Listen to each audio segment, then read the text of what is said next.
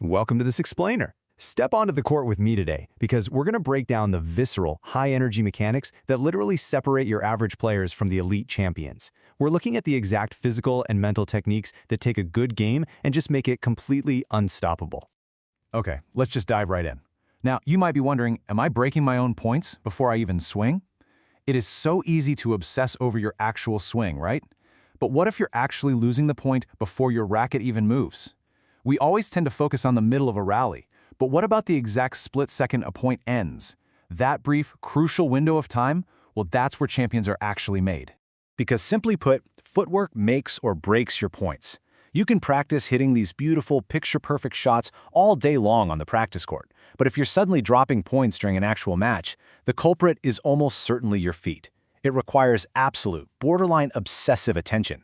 You just can't rely solely on your arm if your foundation is crumbling underneath you. So, this builds into a really simple, actionable habit, a 3-step post-point audit. Step 1, finish the point. Step 2, analyze your footwork immediately. Seriously, don't wait for the changeover.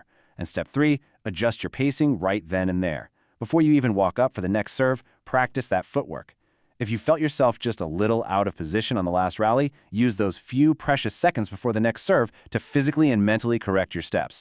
What's really fascinating here is how simple, yet incredibly effective, this self-correction needs to be. Did your quick audit reveal you were rushing too much? Well, consciously force yourself to slow down. On the flip side, were you slowing down to the ball and arriving late? Then you need to speed up your pacing. The key takeaway here, let your footwork dictate the rhythm of your match, absolutely not the other way around. Moving on to Section 1, the eyes, internalizing Hawkeye. Let's shift our focus up from the foundation of our feet to the absolute command center of your game, the eyes.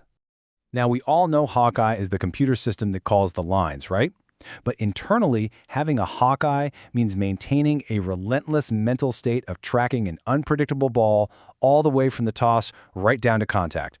It's about locking onto that ball like a machine, absolutely refusing to break your visual focus, especially when that ball is doing something completely unpredictable.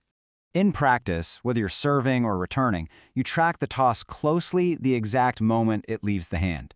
You anticipate that unpredictable movement all the way through the air.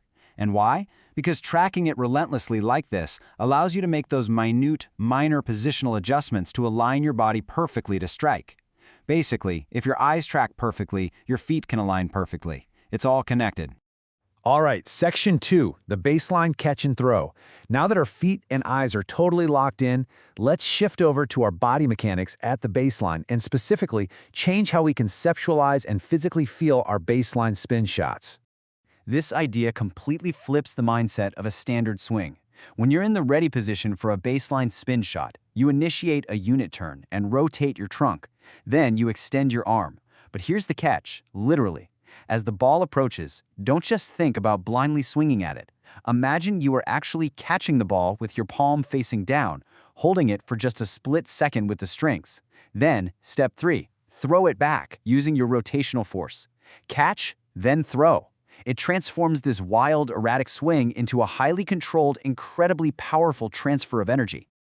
As the saying goes, throw it back with the massive lever you have. By extending your arm and rotating your trunk, you literally turn your entire body into a devastating weapon, a massive lever. When you get that momentary sensation of catching the ball right on the racket and then immediately launching it back with all that stored rotational force, the results are just incredibly consistent and ridiculously heavy with spin. Which brings us to Section 3, the weapon, mastering the racket face.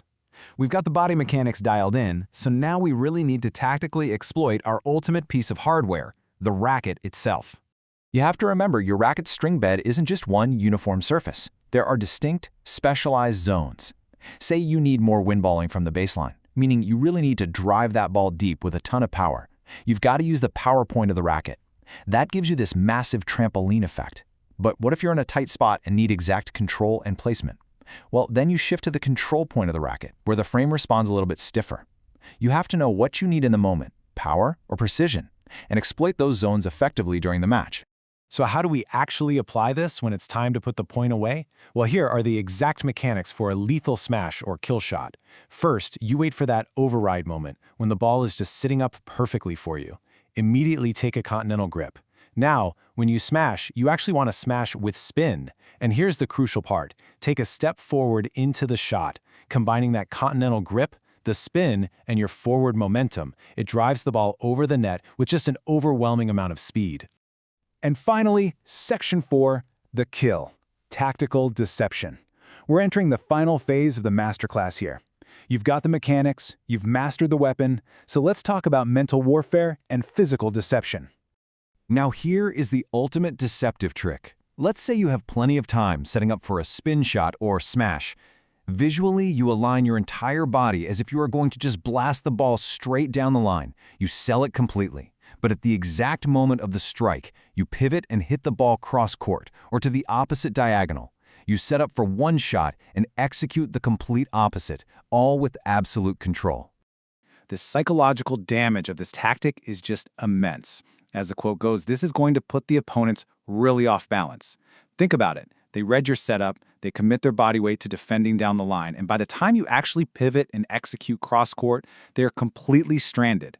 It yields incredibly well-positioned shots and absolutely awesome results for you. So let's bring this all full circle. You have the Hawkeye vision, you've got the catch-and-throw baseline lever, you've mastered the racket's power zones, and you even have the deceptive pivot in your arsenal. But remember, none of these elite tactics matter even a little bit if your foundation crumbles. You have the mechanics, but can you actually control your feet when the pressure's on and your lungs are burning? Think about that the next time you step onto the court. What other invisible weaknesses might be quietly costing you the match?